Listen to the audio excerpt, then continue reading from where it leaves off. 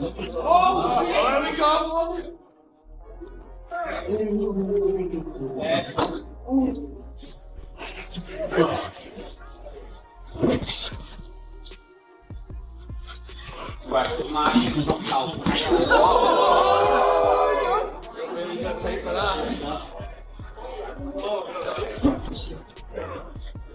Two more.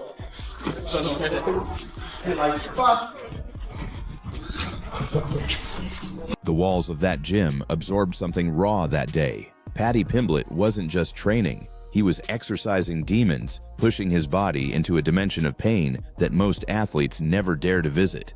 "Fire!" he screamed, his face twisted into something between agony and absolute resolve, and everyone in that room went dead silent. This isn't the lovable Scouser you follow on Instagram, cracking jokes and living large. This is a man who understands that UFC 329 isn't just another fight on his record, it's a referendum on his entire legacy. From the moment this matchup was announced, the MMA world collectively held its breath. Paddy Pimblett versus Benoit Saint-Denis isn't a fight card entry, it's a detonation waiting to happen. Two of the most polarizing lightweights on the planet, set on a collision course. Paddy has gone completely dark, stripped away every digital distraction, and buried himself inside the gym where the only sounds that matter are his own breathing and leather cracking against pads. This isn't about highlight reels or paychecks. This is about survival, about proving that the critics who've been circling like vultures are dead wrong. Every training session has been soaked in a kind of vicious intent that signals he's not just trying to win this fight, he's trying to send a transmission to the entire division. But as the buzz keeps building, the analysts are landing some uncomfortable observations that should be keeping Paddy's corner up at night, and Michael Bisping has been the loudest voice among them. Bisping flagged something specific, something that lives in Paddy's muscle memory and could be weaponized against him under the bright lights. When his back finds the cage, Pimblett has a deeply ingrained habit of circling directly out, and for elite strikers, that predictable escape route might as well be a neon invitation. Benoit Saint-Denis has constructed an entire career around punishing exactly that kind of movement. The man is a craftsman of the head kick, landing shots from angles that most fighters don't register until they're already looking at the ceiling. We've watched him dismantle top-level competition by turning defensive moments into knockout highlights, and if Paddy drifts into his old patterns with his hands hanging low by his waist, he's offering his chin up on a silver platter to the one guy on the roster who specializes in collecting them.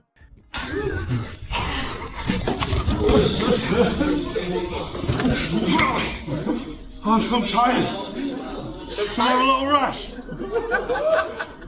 I feel sick. That's not even 2 minutes. I'm going to be sick. Final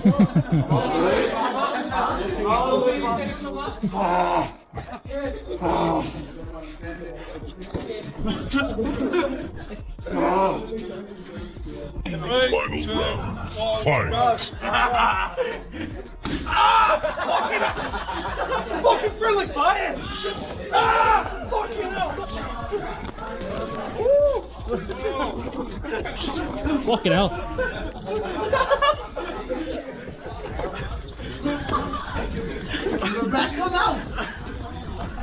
Oh my God! Fucking hell, I'm coming, Paddy then! You got me out!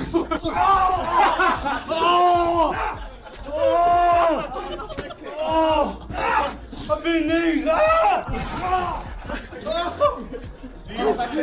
Help me!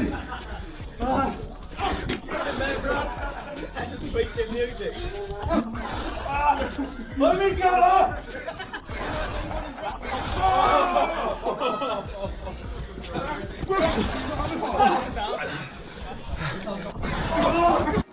This is high-stakes chess where blinking first carries catastrophic consequences, and you simply cannot talk about this matchup without revisiting the Justin Gaethje fight because the blueprint already exists. Gaethje got right in Paddy's face, turned the whole contest into a storm of chaos, and kept that suffocating pace running for every second of every round. It was a harsh education that still echoes through the fanbase. Benoit is going to walk in with that same Special Forces aggression, driving a pace that breaks human beings, and if Paddy hasn't genuinely solved that puzzle in the gym, History has a way of rhyming. There's also a historical dimension to this that you genuinely can't ignore. France versus England is a rivalry that stretches back to the 11th century, through the 100 Years' War, through the Napoleonic campaigns, through generations of cultural friction that is now somehow spilling into the octagon. The atmosphere is going to be absolutely volcanic, with French fans bringing a level of organized chaos that mirrors Paddy's own wild energy back at him. This transcends a rankings battle entirely, its national pride colliding at cageside, and neither man has any intention of retreating even 1 inch. Paddy is a marketing force of nature who knows exactly how to plant seeds of doubt in his opponent's head, but he's also demonstrated he has the chin and the grappling to survive genuine adversity. On the other side of that cage stands a former French Special Forces soldier who radiates something genuinely unsettling, a cold, mission-oriented calm that no amount of trash talk can penetrate. Benoit Saint-Denis doesn't track follower counts or tune into bulletin boards. He prepares for war with the detached precision of someone who has experienced real danger, and that psychological contrast makes this matchup fascinatingly complex. The community is completely split down the middle. Some lean toward Paddy, but a growing faction believes Benoit has every tool needed to dominate if conditions play in his favor. There's a narrative that Benoit carries some vulnerability on the feet, but here's the brutal counter to that. Paddy's habit of leaving his chin floating in the air makes any striking exchange a loaded gun. I don't know about it. I feel like Benoit pressuring Pimblett. You know what worries me about this, actually, and I'm going to say it, actually. I'm actually leaning towards Benoit Saint-Denis because I've just had a vision in my head. Pimblett's biggest weakness on the feet is when he circles out once his back hits the cage. Benoit has made a highlight reel for himself, catching people while they're circling out against the cage. With the head kick that he throws, with some of the shots that he throws at angles, put away Beneil Dariush. I know a lot of people have done that to Dariush recently though, but I'm worried that Pimblett may get caught by one of those crafty shots from Benoit when his back hits the cage and he starts scooting with his hands by his waist, because Pimblett often does that. Oh my God, after he beats Michael Chandler, we saw this growth. Comes in against Justin Gaethje and just doesn't look great. And Justin Gaethje kind of fights, in that fight, he fought similar to Benoit, how Benoit fights. Benoit's going to get in your face, make it hectic, first 5 minutes, pedal to the metal, just like Justin Gaethje did. Now, he suffered his first loss, and it was a serious it was a pretty bad beat down. This is a tough fight. I'm surprised they picked this. These are two fighters who both show technical gaps standing up, yet both carry the raw stopping power to end a fight in a single exchange, and that beautiful volatility is exactly why this co-main event has generated the kind of electricity that most main events can't even dream of. Tim Welch didn't mince words, calling Benoit an absolute animal on the ground, and warning that if we see the Paddy who wilts under sustained pressure, the god of war is going to remove his head from his shoulders. The numbers reinforce that concern. Benoit is riding a 4-fight finishing streak, collecting submissions and knockouts against credible opposition, cracking faces and breaking spirits with methodical brutality. He's a wrecking ball aimed directly at title contention, operating at a level of violence that has almost no peer in the entire lightweight landscape. Paddy, meanwhile, hasn't dropped a regular contest since 2018, before his recent stumble, and he's been stacking finishes and building that almost supernatural self-belief that sits right on the knife edge of arrogance. That confidence is genuinely his most dangerous weapon, but it can flip into his biggest liability the moment he underestimates what's standing across from him. The relentless, suffocating chaos that Benoit manufactures isn't something Paddy has historically handled with comfort, and the UFC's decision to book this specific matchup at this specific moment in his career has raised more than a few eyebrows. Even the most loyal Paddy supporters sound conflicted when they sit down and actually analyze this one honestly.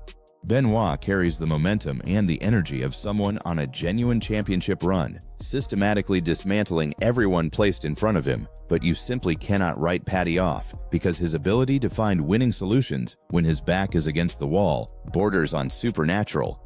That internal conflict within the fan base perfectly captures the soul of this fight. Nobody knows what happens when that door shuts. The technical breakdown suggests this is heading toward pure, unfiltered mayhem rather than any kind of clean surgical display, with Benoit holding a marginal striking edge on paper while Paddy's submission game remains a permanent loaded threat the moment distance collapses.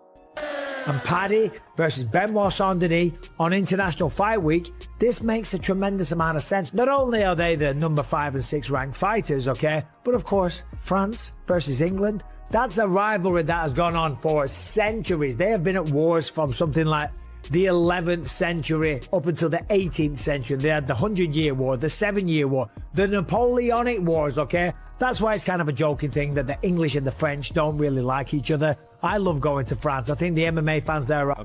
Expect constant scrambles, vicious ground and pound, and momentum-shifting exchanges every single round before one of these men finally breaks. This has fight of the night DNA running through every fiber of it, powered by what can only be described as competitive madness. Despite coming from completely different worlds, these two fighters share a surprising amount of DNA. Both are big-framed lightweights who anchor their games in grappling, but will throw caution to the wind and brawl on the feet without a second thought. Neither man is going to be confused with a technical striking specialist, but both bring a brand of violence that fills arenas and empties highlight packages. The southpaw versus orthodox dynamic adds another layer of tactical complexity, with Benoit looking to drive those heavy left kicks to the body and head, while shooting the left hand straight down the pipe as he herds Paddy toward the fence, the same blueprint Gaethje used to bully him in their exchange. If the pressure lands early and Paddy can't find his footing, the night could be over fast. But if he can absorb that opening storm and start threatening with his submission arsenal, this fight transforms into an entirely different animal in an instant. So who wins when Paddy Pimblett meets Benoit Saint-Denis? Drop your pick in the comments and hit subscribe for more UFC breakdowns. Some analysts are being completely unfiltered in their assessments, suggesting Benoit could genuinely dismantle Paddy in ways the promotion absolutely does not want to see, because Paddy is the cash cow of the UK market, and a devastating defeat here would send shockwaves through the UFC's entire strategic roadmap. Yet the matchmakers looked at that calculus and booked him with a killer who operates completely outside the realm of business considerations, which speaks to real respect for Paddy's capabilities, while simultaneously placing him in the most dangerous position of his career. But it's got all the marketing. Paddy talks a lot of shit, as we know. He's got tremendous grappling, and he showed last time that he's a dog and he's got the chin and all that. Benoit Saint-Denis, the former French Special Forces guy, right? That guy's a killer. He really is. And last time out, he looked absolutely phenomenal, okay? So I think that's the fight that The tail of the tape underlines just how evenly matched these two are on paper. Paddy at 31, Benoit at 30, sharing an identical 73-inch reach, with Benoit holding only a negligible 1-inch height advantage. Professional records tracking closely together, all of it pointing toward a genuine coin flip. Paddy arrives carrying the weight of a high-profile loss in a fight where he was the clear favorite, which layers additional pressure onto every single moment of his performance because the margin for error has effectively disappeared. Revisiting his recent history honestly, the Chandler performance was genuinely dominant, but questions have shadowed several of his other victories. The Bobby Green win drew criticism centered on Green's own poor decision-making rather than Paddy's brilliance. The Ferguson victory came with acknowledged asterisks about where that legend was in his career. The Jared Gordon decision remains a legitimate controversy, with a meaningful faction believing the wrong hand got raised. This is precisely why the Saint-Denis fight carries such monumental weight. It is the definitive proving ground, the moment where Paddy either cements himself as a genuine elite-level lightweight or watches the narrative around his name calcify into something he can't shake. Benoit Saint-Denis represents a new archetype in this division, someone who fuses Special Forces mental architecture with legitimately elite mixed martial arts execution. And he doesn't just want to accumulate a win, he wants to dismantle the human being across from him, piece by piece. His capacity to sustain a championship-level pace while hunting for the finish without ever letting his foot off the gas makes him a nightmare scenario for any opponent, and Paddy's entire camp has had to be reconstructed from the ground up to even begin to address that threat. which is the only real explanation for the raw, primal emotion pouring out of his recent training footage, because he is genuinely preparing for a version of hell that nothing in his career has prepared him for. The grappling dimension is where this fight's final chapter will likely be written. Paddy's jiu-jitsu is legitimate, and he has proven repeatedly that he's a dog when the fight hits the floor. But Benoit is a genuinely elite practitioner of top control and submission hunting. I don't know, man. This is a crazy time. I'm going to lean towards Pimblett, but I could see Benoit Saint-Denis doing it. I just don't think he can dominate on top position on the ground like he's going to want to. And I think that he's actually quite slow and vulnerable on the feet, Benoit Saint-Denis. Same with Pimblett, but I kind of trust Pimblett's chin a little bit more, to be honest with you. I trust Pimblett's chin a little bit more in that matchup, but it's going to be a very intriguing fight. So we can go through some of these as well that are also going to be on the card. Man, sick fight. Winner of it's going to be in a good position in the lightweight division. France versus England. If this goes to the ground, it will not resemble a technical exchange. It will be a desperate, scrambling fight for survival, where both men have the submission vocabulary and the cardio to keep the heat on for the entire 15 minutes, and the fans are bracing for a masterpiece of violence, where the first crack in the armor means a tap. As International Fight Week closes in, the tension radiating from both camps has become almost physical. Paddy's trash talk is legendary at this point, but Benoit's absolute silence is its own form of psychological warfare. This is cultures colliding, styles colliding, personalities colliding, and the entire MMA world has stopped everything to watch. Whether Paddy Pimblett makes you cheer or makes you cringe, you simply cannot look away from what he brings to this sport. But atmosphere and charisma alone will not be enough this time. He's going to need every single brutal repetition from that training camp and every ounce of that unleashed fury to walk through the most dangerous obstacle of his entire fighting life. The road to UFC 329 has been paved with sweat and blood and a level of preparation that signals something historic is approaching. That raw training footage isn't content. It's a warning to the rest of the division, to the doubters, to Benoit himself. Paddy has wrapped himself in the underdog mantle and is converting that energy into rocket fuel. The entire world will be watching to find out whether he rises to meet this moment or whether the God of War simply adds another name to his list and marches forward. At its core, this fight is about answering the question of who genuinely belongs in the conversation at the very top of the UFC. It's a test of heart and skill and the capacity to perform when the stakes are at their absolute maximum. Paddy Pimblett has revealed a version of himself that we have never witnessed before, stripped down, locked in, and aimed entirely at destruction. When that cage door slams shut at UFC 329, history will be written in real time. Does the English star reclaim his narrative and silence every critic in one night? Or does the French marauder cement himself as the most terrifying presence in the entire lightweight division? The answer arrives very soon. I don't know about it. I feel like Benoit. Pressure in Pimblett. You know what worries me about this, actually, and I'm going to say it, actually. I'm actually leaning towards Benoit Saint-Denis because I've just had a vision in my head.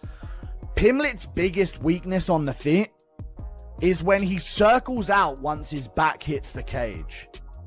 Benoit has made a highlight reel for himself, catching people while they're circling out against the cage.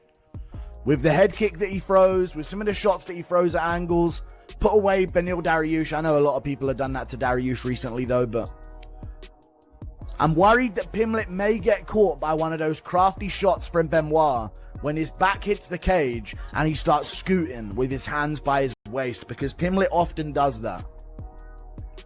Next up, we got Benoit Saint-Denis versus Paddy Pimblett. God, another one. It's like, Benoit is not a giant star, and he's an absolute animal, especially on the ground. He's an absolute animal. If we see the same Paddy Pimblett that came out and fought Justin Gaethje, there's a good chance the God of War takes his ass out. Okay, the God of War is on a 4-fight win streak, all subs. He cranked Rufy's face off. He KO'd Beneil Dariush. He TKO and broke Dan Hooker. Now he's taking on Paddy Pimblett. Paddy Pimblett hasn't lost since 2018 before this last one. So Since 2018, he's been winning and winning and winning and finishing all these guys. Confidence just at another level. Oh my God, after he beats Michael Chandler, we saw this growth. Comes in against Justin Gaethje and just doesn't look great. And Justin Gaethje kind of fights, in that fight, he fought similar to Benoit, how Benoit fights. Benoit's going to get in your face, make it hectic, first 5 minutes, pedal to the metal, just like Justin Gaethje did. Now, he suffered his first loss, and it was a serious it was a pretty bad beat down. This is a tough fight. I'm surprised they picked this. Why do I feel like BSD is about to fucking Bro! I fucking hate this fight. I love this fight, but I hate this fight. Because you guys know I fuck with Paddy Pimblett.